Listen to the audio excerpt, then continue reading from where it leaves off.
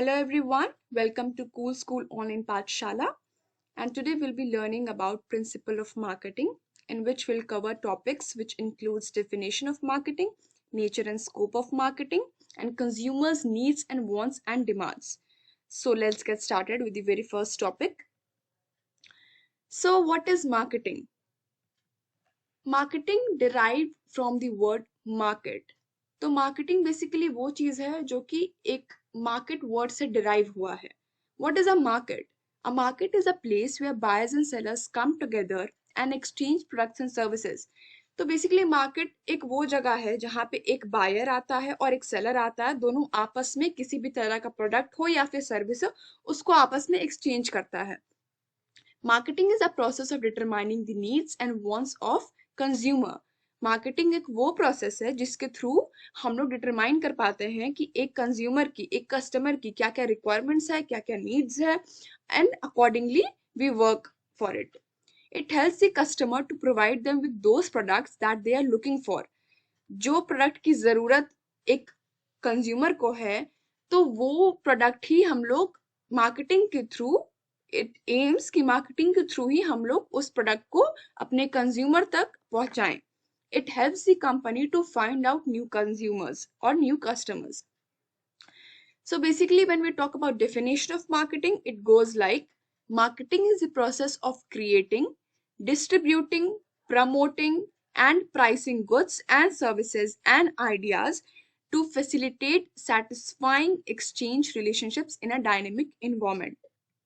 Next, we will see nature of marketing. So the very first point in nature of marketing is customer focus. So what is customer focus? Marketing is a customer-centered function of the business. It aims at finding out what customer or consumer wants and fulfilling their needs by delivering them the right products. तो basically एक marketing वो process है जो कि पूरा customer centred होता है.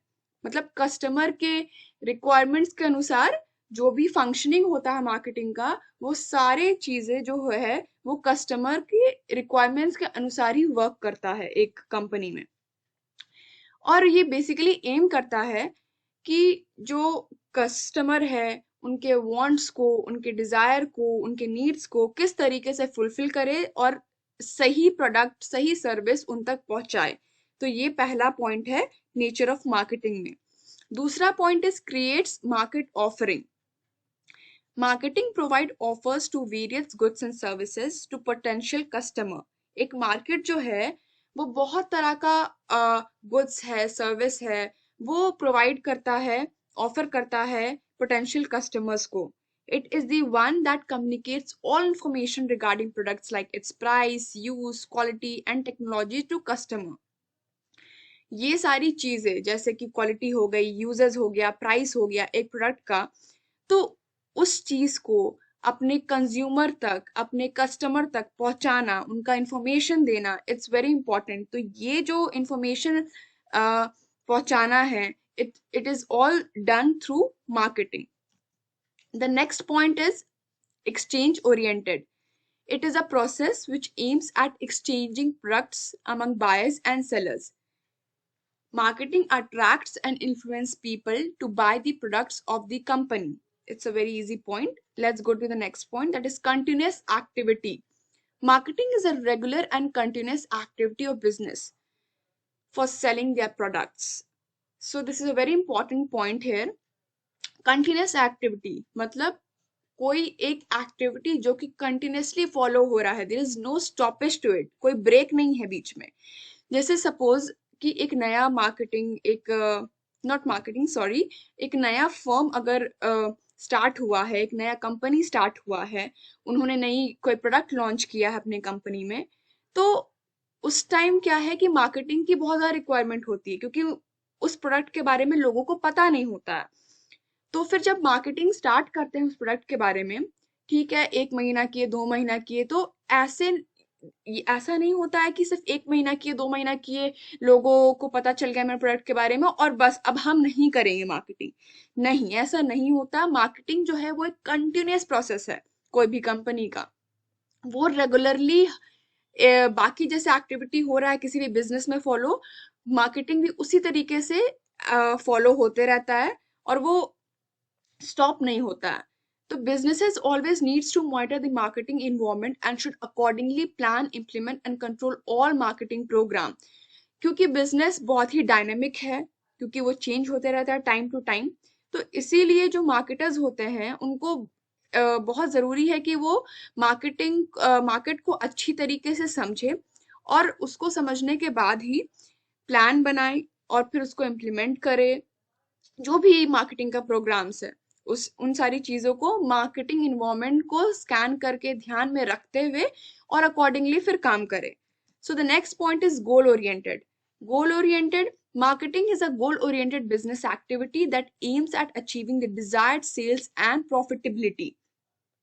Marketing एक गोल ओरिएंटेड बिजनेस एक्टिविटी है जो कि एम करता है कि वो अपना जो उसका एक सेल जो वो गोल सेट किया हुआ है कि हाँ मेरा सेल इतना होना चाहिए इस साल या फिर प्रॉफिटेबिलिटी इतना होना चाहिए, तो उस चीज को हमको अचीव करना है। तो ये चीज मार्केटिंग ध्यान में रखता है। That is why it is said कि marketing is a goal oriented business activity. It focuses on approaching more and more customers and thereby satisfying their needs and delivering them the required goods or services. Next is manages 4 P's. It is a combination of 4 elements that are product, place, price and promotion. So the whole market जो एक पूरा market system है वो इन 4 variable के ऊपर ही buildup हुआ है। So these variables which influenced by customer behavior, competition, trade factors, etc. तो ये जो सारे वेरिएबल्स है वो बहुत सारी चीजों से ना इन्फ्लुएंस होते हैं, मतलब उनका इफेक्ट पड़ता है इन सारे फैक्टर्स पे। लाइक कस्टमर बिहेवियर है, कंपटीशन है, ट्रेड फैक्टर्स है। तो इन सारी चीजों को वो ध्यान में रखता है एक marketing. Next is create utilities. तो पहले तो विल सी की यूटिलिटी होता क्या है। यूटिलिटी मतलब यूजफुलनेस, एडवांटेज, क्या हमको बेनिफिट मिल रहा है किसी चीज से, उसको हम लोग बेसिकली यूटिलिटी बोलते हैं। तो लेट्स सी कि क्या कह रहा है ये point. Marketing creates various utilities such as form utility, time utility and place utility. Marketing जो है वो बहुत तरह का यूटिलिटी क्रिएट करता है, मतलब बेनिफिट क्रिएट करता है कस्टमर्स के लिए। तो किस तरह का बेनिफिट हो सकता है। एक फॉर्म के ये में हो सकता है यूटिलिटी, टाइम यूटिलिटी होता है, प्लेस यूटिलिटी होता है। तो it creates form utility by manufacturing the right product using inputs. Form utility कैसे क्रिएट होता है, हम सही सामान बनाएं और सही इनपुट यूज करके बनाएं, वो होगा form utility. Time utility by storing goods in warehouses. Warehouse में अगर हम सामान को स्टोर करते हैं, हम सामान को रखते हैं, तो उससे क्या बेनिफिट मिलता है कि टाइम का बचत होता है। लाइक हम लोग टाइमली सामान को कस्टमर तक, अपने एंड कंज्यूमर तक पहुंचा सकते हैं जल्दी, जितना जल्दी हो सके। तो वो टाइम का एक यूटिलिटी प्रोवाइड करता है। Next is a place utility by delivering goods properly to end consumer. तो प्लेस यूटिलिटी वो हो गया कि लोग बहुत सारे अलग अलग जगह पे रह रहे हैं, ठीक है, और कोई सामान सपोज मैन्युफैक्चर कोई अलग जगह हो रहा है और किसी अलग कंट्री में और सपोज किसी अलग स्टेट में, हम लोग को कंज्यूमर को वो प्रोडक्ट पहुंचाना है। तो वो चीज जो है उसको हम लोग बोलते हैं place utility. Next is economic process. So basically it is a process that involves exchange of goods in monetary terms। जो सामान का लेन देन हो रहा है वो मॉनेटरी टर्म्स में होगा, मतलब पैसे के फॉर्म में होगा। Marketing is one by means of which monetary transactions as per the exchange value of goods take place by transferring goods among buyers and the sellers. Okay, so next topic is scope of marketing. So when we talk about scope of marketing, the very first point here is creates awareness. Informing customer about the company product is a must for attracting them to buy product।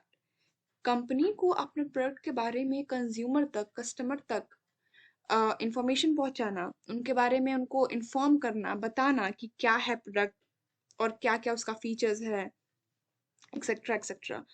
तो वो बहुत ही ज़्यादा ज़रूरी है, और ये चीज़ें जो है कि एक अवेयरनेस क्रिएट कर रहा है, वो मार्केटिंग ही हेल्प करता है। Marketing is the medium through which companies communicate with the public and explain the features और benefits of their product. Marketing जो है वो एक माध्यम है जिसके थ्रू कंपनी जो है वो पब्लिक से कम्युनिकेट करता है और उन्हें समझाता है कोई भी प्रोडक्ट का फीचर या फिर उसका बेनिफिट क्या क्या है उसके बारे में। Marketing helps in creating wide publicity of goods and services in the market. Next point is studies customers wants. So marketing helps in understanding the needs or wants of customers, which enables them to provide satisfactory services. Marketing जो है वो एक customer का need और want को बहुत ही अच्छी तरीके से समझता है। अगर तुम किसी का नीड को या फिर उसके रिक्वायरमेंट को अच्छी तरीके से समझोगे तो तुम उसको अच्छा सर्विस प्रोवाइड कर पाओगे। तो मार्केटिंग का भी वही सीन है, क्योंकि मार्केटिंग बहुत अच्छे तरीके से अपने कस्टमर को समझता है, उनके नीड्स को समझता है। तो वो हेल्प करता है किसी भी कंपनी को कि वो एक सेटिस्फैक्टरी सर्विस जो है वो कस्टमर तक पहुंचा सके। Business, through their marketing programs, interacts with customers and understands their behavior. Business जो है मार्केटिंग प्रोग्राम के थ्रू कस्टमर से इंटरेक्ट करता है और उनके बिहेवियर को, उनके व्यवहार को समझने की कोशिश करता है। Proper understanding of customers demands helps in designing the right product which satisfy their needs. Next point is product planning. A product refers to a bundle of benefits that offers satisfaction to the consumer. एक product वो होता है जो कि बहुत सारा benefit एक bundle में, ठीक है, एक कंज्यूमर तक पहुंचाता है, कंज्यूमर को ऑफर करता है। तो product planning starts with the generation of the idea and continues until the product is ready to be launched in the market. तो एक प्रोडक्ट का प्लानिंग जो है वो स्टार्ट होता है एक आइडिया से और वो कंटिन्यू होते चला जाता है till the time it is launched in the market. To create a successful product, एक सक्सेसफुल प्रोडक्ट बनाने के लिए a company must understand the needs of the consumer and the currently available competition in the market. किसी product को हम अगर चाहते हैं कि वो बहुत सक्सेसफुल बने, उसके लिए हम लोग को जो मार्केट है उसको समझना बहुत ही ज़्यादा ज़रूरी है, क्योंकि मार्केट को अगर हम लोग नहीं समझेंगे तो जो हमारा प्रोडक्ट है वो सक्सेस नहीं कर पाएगा मार्केट में। तो वो उस चीज़ में हेल्प करता है marketing. Advertising is the next point. Advertising is the best tool for marketing. Why it is the best tool? Because it makes the consumer aware of the product that is going to hit the market. Obviously हम लोग ने पहले भी points में देखा कि consumer तक कोई भी प्रोडक्ट के बारे में इंफॉर्मेशन पहुंचाना वो काम है बेसिकली मार्केटिंग का। तो मार्केटिंग तो एक होल हो गया, पर एक्चुअल में काम क्या हो रहा है यहाँ पे? एडवर्टाइजिंग का काम हो रहा है। तो that is why it is said कि एडवर्टाइजिंग जो है वो एक टूल है मार्केटिंग का, एंड इट इज सेड कि वो बहुत ही अच्छा एक बेस्ट टूल है मार्केटिंग के लिए, क्योंकि वो इन्फॉर्मेशन पहुंचाता है प्रोडक्ट के बारे में जब भी कोई नया प्रोडक्ट लॉन्च होता है मार्केट में। Through marketing big companies are able to condition or subconsciousness mind about the goodness of the product. Marketing के थ्रू, एडवर्टाइजिंग के थ्रू बड़ा बड़ा कंपनी जो है वो क्या करता है, कोई भी कंज्यूमर के माइंड में अपने प्रोडक्ट के बेनिफिट्स को और उनके अच्छाई को उनके सबकॉन्शियस माइंड में डाल देता है। The advertisement also helps to increase the sale drastically and ultimately the profit. किसी भी कंपनी का गोल क्या होता है? Profit maximisation. और वो कब होगा? जब सेल्स बढ़ेगा। और सेल्स बढ़ेगा कैसे? जब लोग उस प्रोडक्ट के बारे में जानेंगे। तो एडवर्टाइजिंग जो है वो बहुत ही ज़्यादा हेल्प करता है लोगों तक प्रोडक्ट के बारे में जानकारी पहुंचाने में, और इवेंचुअली अगर लोग जानेंगे प्रोडक्ट के बारे में तो सेल बढ़ेगा, सेल बढ़ेगा तो अल्टीमेटली क्या बढ़ेगा? प्रॉफिट बढ़ेगा। Advertising can be done through various media sources such as newspapers, televisions, magazine, hoardings, the internet, और आज के टाइम में तो सोशल मीडिया भी बहुत ज़्यादा हिट हो गया है एडवर्टाइजिंग को लेकर के, क्योंकि आजकल जो जनरेशन है वो सारे सोशल मीडिया पे ही एक्टिव रहते हैं, तो वहां पर जो एडवर्टाइजिंग जो क्रिएट हो रहा है, जो सोशल मीडिया एडवर्टाइजिंग है बेसिकली, वो बहुत ही ज्यादा चर्चे में है। सो उसके थ्रू भी हम लोग बहुत बेनिफिट ले सकते हैं। Next point is pricing policies. Determination of the pricing policies of a product is crucial because good pricing policies will definitely help in attracting more consumer. किसी भी प्रोडक्ट को खरीदने से पहले हम लोग सबसे पहला चीज जो है वो चेक करते हैं उस प्रोडक्ट का प्राइस। तो प्राइस जो है वो बहुत ही इंपॉर्टेंट एक फैक्टर बन जाता है किसी भी प्रोडक्ट के लिए। तो that is why it is said कि determination of the pricing policy of the product is crucial. मतलब किसी प्रोडक्ट का प्राइस डिसाइड करना बहुत ही ज्यादा क्रूशियल है, क्योंकि एक अच्छा प्राइसिंग पॉलिसी जो है वो डेफिनेटली हेल्प करता है ज्यादा से ज्यादा कस्टमर को अट्रैक्ट करने में। Generally consumers are highly price elastic, which means lower the price, higher will be the demand, and higher the price, lower will be the demand. Highly price elastic का मतलब सिंपल वे में ये होता है कि अगर प्राइस बढ़ेगा किसी प्रोडक्ट का तो डिमांड घटेगा, और अगर प्राइस घटेगा तो डिमांड ऑटोमेटिकली बढ़ेगा। Cost of manufacturing the product, government policies, marketing, competitors price etcetera are the factors that influence the price of product. तो ये सारी चीजें जो है, जैसे कि कॉस्ट ऑफ मैन्युफैक्चरिंग हो गया। कॉस्ट ऑफ मैन्युफैक्चरिंग मीन्स कितना कॉस्ट लगा उस प्रोडक्ट को बनाने में, कितना खर्च पड़ा हमें। गवर्नमेंट का पॉलिसीज हो गया, मार्केटिंग हो गया, किसी भी कॉम्पिटिटर का प्राइस हो गया। तो ये सारा चीज जो है वो एक प्राइस ऑफ द प्रोडक्ट को बहुत ही मतलब सीवियर वे में अफेक्ट करता है। तो इन सारी चीजों को ध्यान में रखते हुए हम लोग को एक प्रॉपर प्राइसिंग पॉलिसी डिटरमाइन करने में मदद करता है marketing. Next point is distribution. The selection of the proper distribution channel is very necessary for the product to attract new consumers towards it. सामान तो हमारे पास है, लेकिन उस चीज को कंज्यूमर तक पहुंचाना एक बहुत बड़ा टास्क होता है। तो एक प्रॉपर डिस्ट्रीब्यूशन चैनल की जरूरत होती है, और इसी वजह से इट इज़ वेरी इंपॉर्टेंट कि जो डिस्ट्रीब्यूशन चैनल हो वो बहुत ही ज़्यादा प्रॉपर हो, ताकि हम लोग अच्छे तरीके से बहुत ही टाइम इफिशिएंट वे में लोगों तक सामान पहुंचा सके। Selecting a distribution channel means defining the route of the goods they will take while reaching from the producer to the ultimate consumer. Wholesaling and retailing are the two most popular distributing channel. अगर हम कोई company है, हम suppose एक shampoo बनाते हैं, तो हम शैम्पू को डायरेक्टली कंज्यूमर तक नहीं बेच सकते हैं, क्योंकि that is very difficult and very time consuming process. तो उसके लिए क्या आता है, मीडिएटर्स जो है काम करते हैं, दैट इज होलसेलर और रिटेलर्स। ये दोनों के थ्रू हम लोग प्रोडक्ट को बेचते हैं। तो ये जो डिस्ट्रीब्यूटिंग चैनल जो हम लोग डिसाइड करते हैं वो बहुत ही ज्यादा क्रूशियल हो जाता है कि हम किस तरीके से अपने प्रोडक्ट को डिस्ट्रीब्यूट करना चाहते हैं मार्केट में। सो दैट डिस्ट्रीब्यूटिंग चैनल जो है वो प्रॉपरली डिफाइन करना बहुत ही ज्यादा जरूरी है, ताकि प्रोडक्ट जो है वो बहुत ही अच्छे तरीके से, बहुत ही सक्सेसफुल वे में एंड कंज्यूमर तक पहुंचे और मैक्सिमम बेनिफिट कंपनी को मिले। Next point is selling. It refers to the process of selling what is manufactured by the company as a product in the market. Selling refers to the supply of goods and services directly or indirectly to the targeted consumer. तो basically selling एक वो process है जिसके through manufacture product जो है वो market तक पहुंचाया जाता है। Selling involves performing and managing various activities simultaneously, such as approaching to the new consumer, distributing the free samples, making sales on a huge discounts, and getting feedback. तो selling में क्या क्या चीजें होती है? Approaching to the new consumer, हम लोग सिर्फ जो मेरा एक्चुअल कंज्यूमर है, हम सिर्फ उसी तक नहीं सीमित रहते हैं। We need new customer for our product, ताकि हमारा सेल बढ़े, हमारा प्रॉफिट बढ़े। तो अप्रोच करना नए कस्टमर को, ये सेलिंग का बहुत इंपॉर्टेंट पॉइंट है। Distributing the free samples, free samples हम लोग क्यों डिस्ट्रीब्यूट करते हैं? ताकि लोगों को प्रोडक्ट के बारे में जानकारी मिले और उन्हें पता चले कि हाँ भाई ये मेरा प्रोडक्ट है, ये अच्छा है, ताकि इन फ्यूचर अगर उन्हें पर्टिकुलर प्रोडक्ट खरीदना हो तो वो मेरी ही कंपनी का खरीदें। Making sales on a huge discount, sale करें बहुत ही भारी डिस्काउंट पे, and getting the proper feedback from the customers. Next point is packaging.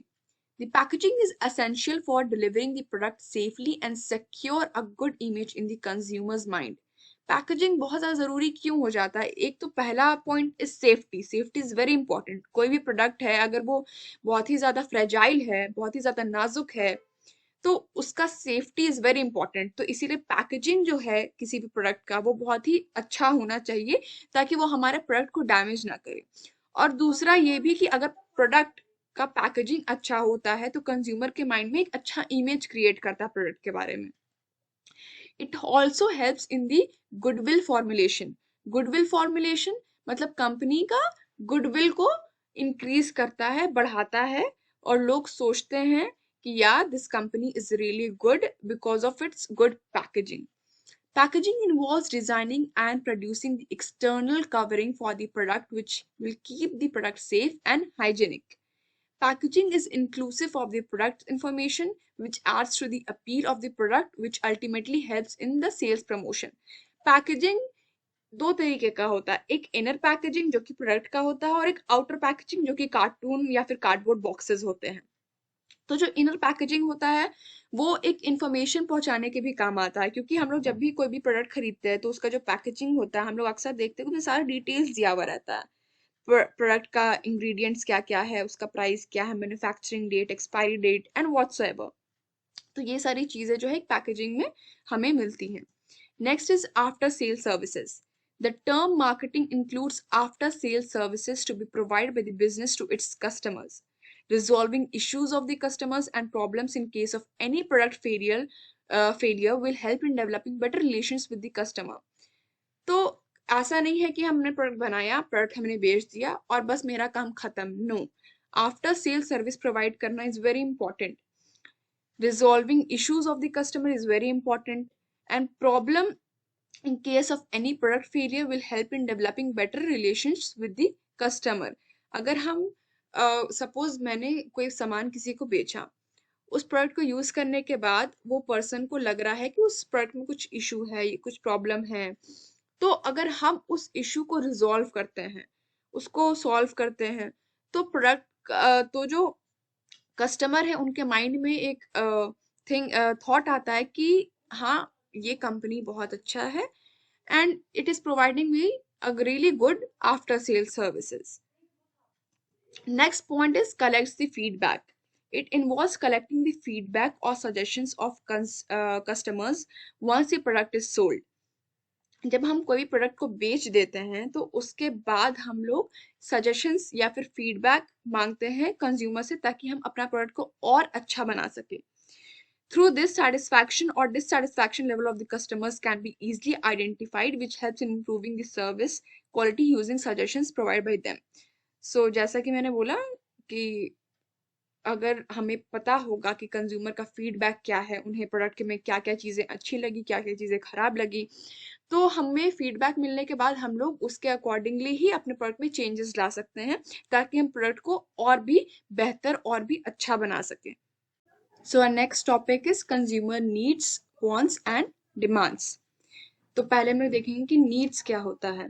तो needs are the basic human requirements. एक बेसिक जो रिक्वायरमेंट होता है किसी भी ह्यूमन बीइंग का उसको अपन नीड्स बोलते हैं, जैसे कि फूड हो गया, वाटर हो गया, क्लोथिंग हो गया, शेल्टर हो गया. ये सारी बेसिक रिक्वायरमेंट्स होती है एक ह्यूमन बीइंग के सर्वाइवल के लिए, तो इसको हम लोग बेसिक नीड्स बोलते हैं. They also have a very strong needs for recreation, education and entertainment. फिर हम लोग देखते हैं कि these needs become wants. ये जो नीड है, बेसिक नीड जो होता है वो वांट कब बन जाता है? When they are directed to specific objects that might satisfy the need. Example, food habit of India and USA. जैसे सपोज खाना वो हमारा नीड हो गया, पर हम लोग बोलेंगे कि नहीं भाई हमको ना पिज्जा ही खाना है या हमको बर्गर ही खाना है, तो वो हमारा वांट हो जाता है, क्योंकि हम सिर्फ फूड पे हम लोग रिलाई नहीं कर रहे हैं, हम लोग को स्पेसिफिक चीज चाहिए, स्पेसिफिक ये चाहिए, तो फिर वो नीड से वांट में कन्वर्ट हो जाता है. डिमांड कब होता है? Demands are wants for specific product backed up by the ability to pay. Want में बेसिकली ये चीज है ना कि जैसे हम बोलते हैं कि ना आई वांट मर्सिडीज कार, और I want to go to Paris. तो ये वॉन्ट में सीन ये है कि वांट तो है हमारा, पर जरूरी नहीं है कि हम उसको फिलफुल कर पाए। मेरे पास है उतना मनी या फिर I can afford that thing. पर when we talk about demand, demand are wants for specific product backed up by an ability to pay. Want demand तब बन जाता है जब कोई भी वांट को हम एक्चुअल में हम उसको फिलफिल कर सकते हैं बाय द एबिलिटी टू पे फॉर द पर्टिकुलर प्रोडक्ट और सर्विस। जैसे कि मर्सिडीज है, बीएमडब्ल्यू है। तो अगर वो हमारा वांट है और उसको हम फिलफिल भी कर पा रहे हैं, उसके लिए हम पे भी कर पा रहे हैं, तो वो हमारा डिमांड हो जाता है। Next is companies must measure not only how many people want their product but also how many would actually be willing and able to buy it। मतलब कंपनी को जब वो मेजर करते हैं कि कितने लोग उनके प्रोडक्ट को चाहते हैं या पसंद करते हैं या दे वांट कि वो प्रोडक्ट उनके पास हो, तो वो मेजर करने के टाइम सिर्फ उनको ये नहीं देखना चाहिए कि हाँ कितने लोग को मेरा प्रोडक्ट चाहिए। चाहिए तो काफी लोग प्रोडक्ट के लिए may be they are willing to buy that product, but not everyone is able to buy that product because of money. So it is very important to measure that how many people are actually be willing and able to buy the particular product. So we have 5 types of needs. So the very first one is stated needs. Stated needs क्या होता है? For example ले लेते हैं कि customer wants an inexpensive car. तो ये तो भाई मेरा ये स्टेटेड नीड है कि हाँ भाई हमको कार चाहिए तो हमको सस्ता कार ही चाहिए, या हमको कार चाहिए तो हमको थोड़ा महंगा कार ही चाहिए। तो वो एक स्टेटेड नीड के अंदर आता है। Next is real need. For example the customer wants a car whose operating cost not the initial price is low. तो रियल नीड क्या हो गया? जो रियल एक्चुअल प्रॉब्लम है जो जिसको एक कंज्यूमर या एक कस्टमर सॉल्व करना चाहता है, दैट इज वो ये चाह रहा है कि जो उसके पास जो कार है या जो कार वो खरीदना चाह रहा है उसका जो ऑपरेटिंग कॉस्ट हो वो कम हो, ना कि इनिशियल प्राइस लो हो। ठीक है। तीसरा है अनस्टेटेड नीड्स। अनस्टेटेड नीड्स जैसा कि नेम सजेस्ट कर रहा है कि उसको हम लोग स्टेट नहीं करते हैं, पर फिर भी हम लोग को उस चीज का रिक्वायरमेंट होता है, जरूरत होता है, और वो अंडरस्टूड है कि भाई वो चीज तो हमें मिलेगी ही मिलेगी। For example the customer aspects good service from the dealer. ये हो गया अनस्टेटेड need. Next is delight needs. For example, the customer would like the dealer to include the onboard navigation system. तो डिलाइट नीड मतलब कि वैसा need जो कि एक कस्टमर को डिलाइट करता है। जैसे कि सपोज अगर हम कार खरीद रहे हैं तो उस कार में अगर एक ऑनबोर्ड नेविगेशन सिस्टम हमें मिल जाए तो वो हमें बहुत ही अच्छा लगेगा, हम लोग डिलाइट होंगे उस चीज को देख करके। तो that is delight need. Next is secret needs. Secret needs वो होता है जो कि हम लोग शेयर नहीं करते हैं किसी से, पर अंदर ही अंदर we want that thing. For example the customer wants his her friend to see him as a savvy customer. ये हो गया एक secret need. Simply giving customers what they want isn't enough anymore. मतलब सिर्फ कि हाँ कस्टमर को ये चीजें चाहिए, हम उनको वो चीजें दे दिए, तो आज के टाइम में सिर्फ इतना एनफ नहीं है। To gain an edge, companies must help customers learn what they want. For example, mobile manufacturing companies. तो कंपनी को एक एज गेन करने के लिए या फिर उनको बाकी कंपनी से अलग कुछ करने के लिए एक व्हाट डू वी से कि company must help customer learn what they want. तो उनको अकॉर्डिंगली ऐसा ऐसा अपने प्रोडक्ट में ऐसे ऐसे चेंजेस लाना पड़ेगा या फिर ऐसा फीचर्स लाना पड़ेगा जिसके थ्रू वो कंज्यूमर को या कस्टमर को ये समझा पाए कि yes these are the things जिन्हें आप जिसकी जरूरत आपको है। लाइक मोबाइल मैन्युफैक्चरिंग कंपनीज में क्या होता है कि मोबाइल हमें किस लिए चाहिए होता है? कॉल करने के लिए, फोटो भेजने के लिए, मैसेज सेंड करने के लिए, जो बेसिक चीजें होती है। लेकिन अपार्ट फ्रॉम दैट एक मोबाइल में बहुत सारी चीजें अवेलेबल होती है जो कि हम लोग बोलते नहीं है, we don't want that thing, but still एक मोबाइल कंपनी बहुत सारी चीजें उसमें ऐड ऑन करती है, और तब जाके एक कस्टमर को, एक कंज्यूमर को रियलाइज होता है कि हाँ, ये चीज की भी रिक्वायरमेंट थी हमें, जो कि पहले अवेलेबल नहीं था हमारे पास पर अब है। तो हाँ, अब ये भी चीज हमें चाहिए, ये भी चीज की रिक्वायरमेंट्स है। Next is target markets, positioning and segmentation. तो ये तीनों चीजें क्या हैं? A market can rarely satisfy everyone in a market। ठीक है, a marketer can rarely satisfy everyone in a market, that is true। एक मार्केटर सबको तो सेटिस्फाई नहीं कर सकता एक मार्केट में। Hence marketer starts by dividing the market into segments। एक मार्केट में बहुत तरीके के लोग हैं, ठीक है, किसी को कुछ चाहिए, किसी को कुछ चाहिए। तो एज अ मार्केटर हम सबकी जरूरतों को पूरा एक साथ नहीं कर सकते हैं। तो इस वजह से एक एज अ मार्केटर हम क्या करते हैं कि मार्केट को सेगमेंट्स में डिवाइड कर देते हैं। They identify and profile distinct groups of buyers who might prefer or require varying products and services mixes by examining demographic, psychographic, and behavioral differences among buyers। Demographic के basis पे, psychographic के basis पे और behaviour के difference के basis पे हम लोग सेगमेंट्स में बायर्स को डिवाइड कर देते हैं उनके प्रेफरेंस के according. So after identifying market segments, और जब हम लोग डिवाइड कर दिए उनको सेगमेंट्स में और फिर जो आइडेंटिफाई कर लिए कि हाँ ये सेगमेंट हमारा है, the marketer then decides which are its target market. Target market basically वो होता है जिस जो कंपनी सपोज कोई प्रोडक्ट बना रही है और वो चाह रही है कि हाँ इस पर्टिकुलर एज ग्रुप के लिए ही वो है, तो वो उसका टारगेट मार्केट हो गया। सपोज अगर कोई बेबी फूड है तो उसका टारगेट मार्केट हो जाएगा 0 से टू एग्जाम्पल 4 years। तो ये हो गया उनका टारगेट मार्केट, क्योंकि उनको उन्हीं एज ग्रुप के लोगों पे फोकस करना है, क्योंकि उनका बेबी फूड है। क्योंकि बड़े लोगों पे वो फोकस कर भी लेंगे तो it's a waste of time. तो that is the target market for that particular product, baby food product. So for each market, the firm develops a market offering that is positions the minds of the target buyers as delivering some central benefits. Example, Grameen Bank, Mohammed Yunus of Bangladesh. Next is Volvo car segment. They focused on safety as the major concern and positioned as the safest a consumer or a customer can buy।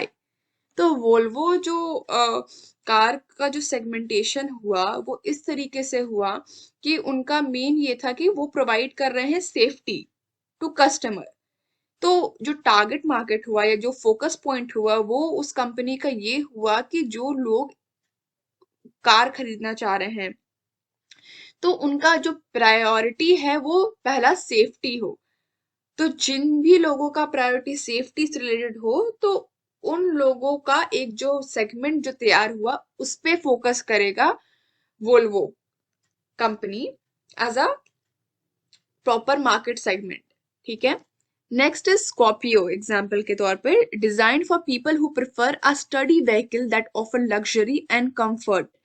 ये उनके लिए design किया गया है Scorpio car, जो कि एक prefer करते हैं स्टडी व्हीकल या फिर एक लग्जरी व्हीकल या कंफर्ट भी। तो ये सारी चीजें हैं जो कि एक कंज्यूमर डिमांड कर रहा है कार में, तो वो स्कॉर्पियो चूज करेगा। Positioning has been done as a vehicle that offers the luxury of a car and the thrill of an SUV। वो हमारा हो गया positioning। Next is companies perform best when they choose their target markets carefully and prepare tailored marketing programs।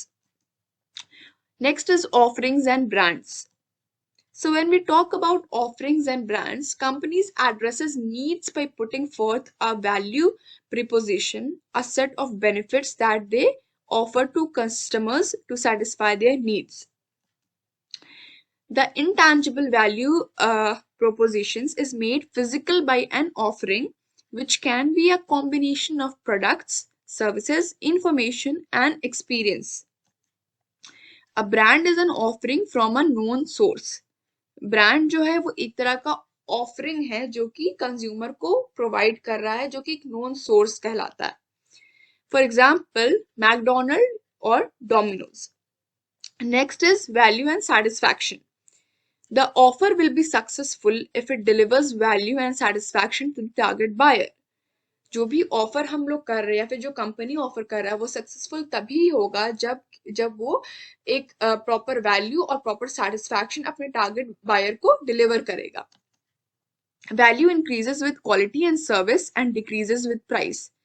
तो value किसी भी product का तब increase होता है जब उस प्रोडक्ट का क्वालिटी और सर्विस जो है वो इंक्रीज हो और प्राइस जो है वो डिक्रीज हो. Although other factors can also play an important role in our perceptions of value.